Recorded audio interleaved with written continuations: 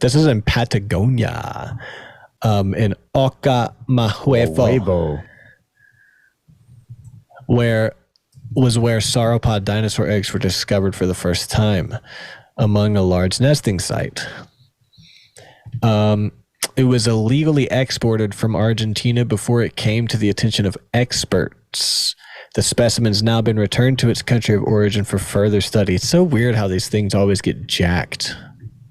They're worth a lot of money, bro. Yeah. It always comes back to money. I mean, I guess it's not weird. It's not because you have these black market paleontologists that are super into research and they want it all for themselves. I guess it's not that I think it's weird, but, you know, since we started this podcast, we do read a lot more into things, right?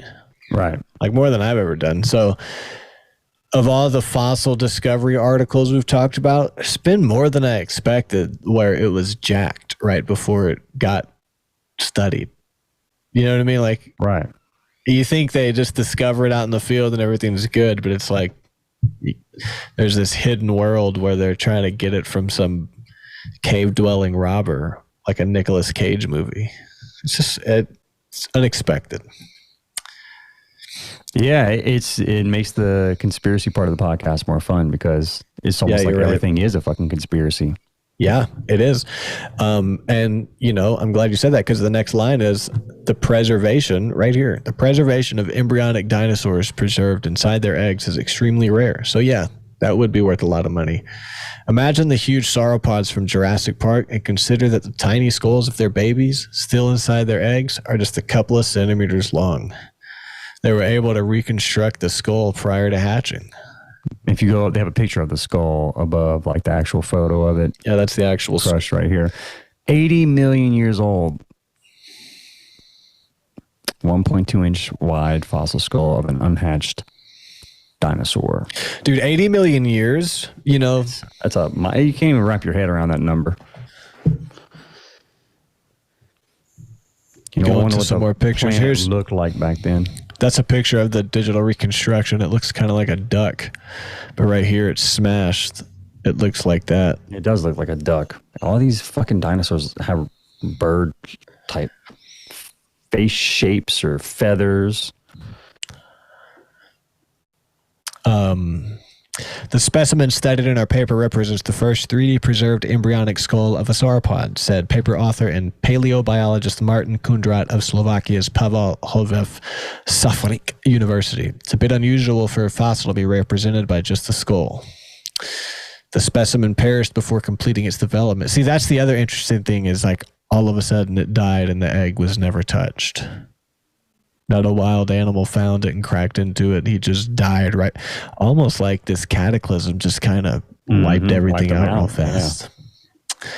Yeah. It changed overnight. And it's amazing that these eggs were not destroyed over 80 million years. You know what I mean? Yeah, man. Absolutely fascinating.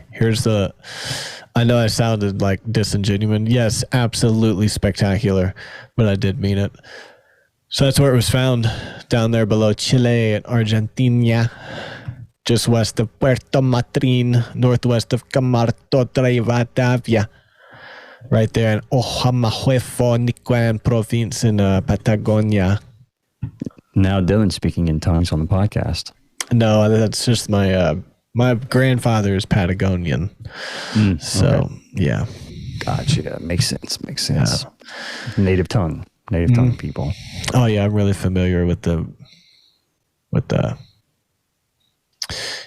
land and the culture here. But it's talking long neck, small brain dinosaur. That's it for this article, and this article clicks through to this next one, which is just proof that bird-like feathered dinosaurs hatched eggs like chickens, because definitely there were chicken dinosaurs. I have my notes here. I'm trying to get to it. All good. I sound like I know what I'm talking about. Ostrich-sized oviraptors. Could you imagine an ostrich-sized raptor with feathers on it coming after your ass? They're the ancestors of birds. They sat on their eggs to incubate them at 35 to 40 degrees Celsius, which is about 95 to 104 degrees Fahrenheit, a range comparable with modern hens. 37.5 degrees Celsius. Research was reported in the journal Paleontology. A team from China and France measured oxygen atoms from the shells and embryo bones of 7 oviraptor eggs from the Upper Cretaceous period some 100 to 66 million years ago. And what did that oxygen atoms allow them to determine? I don't know, because the next note might not answer that, and I'm just going with the notes. Okay. See, the first specimen was discovered in 1924 on top of a nest full of eggs. Paleontologists assumed the creature was eating them when it died. But it was really just nesting on top of them. Right. Right. So they didn't expect nesting to be a pattern, so they always thought they were eating them. So that's crazy, man. They died while on top of the eggs, almost like a cataclysm wiped them out instantly. You know, like how do you just die? I think at this point, it's not a conspiracy to think that the dinosaurs were wiped out by cataclysm. I think it's pretty accepted, right? Yeah. But yeah. But yeah, this was just a caring parent tending to its nest. So, and I'll ask you this. So, like, what was the evolutionary benefit of these dinosaurs that didn't fly having feathers? They can fly a little bit. 13 Some seconds. of them can. Not a lot of them could. If you do the math, because a chicken averages 13 seconds. I think is... It's like pre-flight. So, yeah, I don't know. That's a good question. I mean... I looked it up. Oh, you did? I did. Oh, shit. You want to screen share it? Nothing. It's just an article. It's like no pictures or nothing with it. Okay. But, some of the thoughts could be that there's temperature regulation is one aspect of it. What was the question again? Why did dinosaurs? What was the evolutionary benefit of dinosaurs having feathers? We're finding all this evidence of dinosaurs that are chicken-like and having feathers and stuff like that. I know what it is. What is it? Go ahead before I tell you. Insulating the body heat so they can hatch eggs, because they don't generate a lot of body heat because they're not necessarily warm-blooded, but more so than cold-blooded animals, just enough to hatch. So they need the feathers, right? Temperature regulation was one thought of that. 2 episodes in a row, I called it. You did. I don't want to toot my own horn. I shouldn't do that. Who dat? They use the feathers to insulate eggs for young animals. And we know that many dinosaurs were good parents and even brooded on nests like we're describing here. The second big issue is one of color and pattern. You can only make scales a certain size, and they do seem to have limits to their color patterns and color types.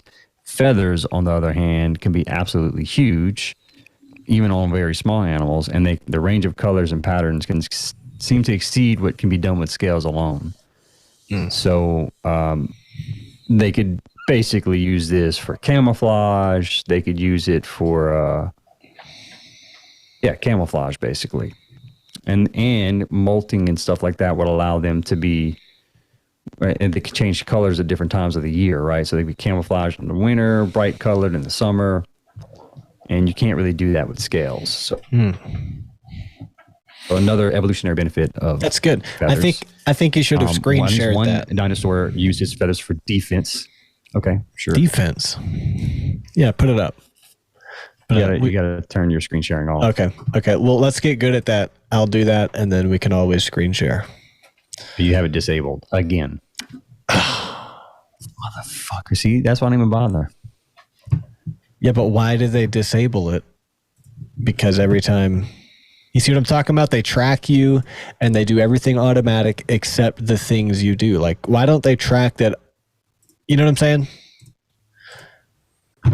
You track that I buy toilet paper and batteries, but you don't track that I let people share in my Zoom meetings and leave that on. Okay, now you can share. There you go. Can you see? Yes. Wonderful. Right. Continue. They can use it for feathers for defense. Yeah, well, at least one dinosaur apparently used it for defense, and this may have been a viable strategy for others. Still, bristles on the animal may have made them harder to attack or eat and provided a useful defense against some predators or even parasites. Some birds use feathers for a variety of odd purposes that are certainly possible and plausible that these were used in the same way in some dinosaurs. They have bristle-like feathers that act as eyelashes, keep the eyes clear of dust, and so on. Waterfowl get buoyancy from the air trapped in theirs. Let's see. Various bonuses and benefits that would have also come to animals that could not truly fly but were very active. And long feathers on the arms might have helped with balance when running or climbing. And those who have seen ostriches run will know they can flight their wings out to help them balance during right turns. That's how they can haul ass. And no way. Yeah, that's cool as heck. It's like a little break for them. Dude, why haven't football players developed their jerseys so that they have just a little bit of extra fabric on the corner, a little bit of extra, so when that's that little bit of extra. Hey, we beat the Falcons. Speaking of big fucking chicken birds. Big fucking chicken birds. We beat the Falcons. Did you see they didn't even put Saints on their sign? They put visitors. Wow. They deserve to lose. Maybe that was photoshopped, but fuck those assholes. So anyway, that, yeah, I wanted to figure out like why do they fucking have why are we finding all these dinosaurs with feathers? Like, what's the point evolutionary wise? There you go. That's some hypotheses.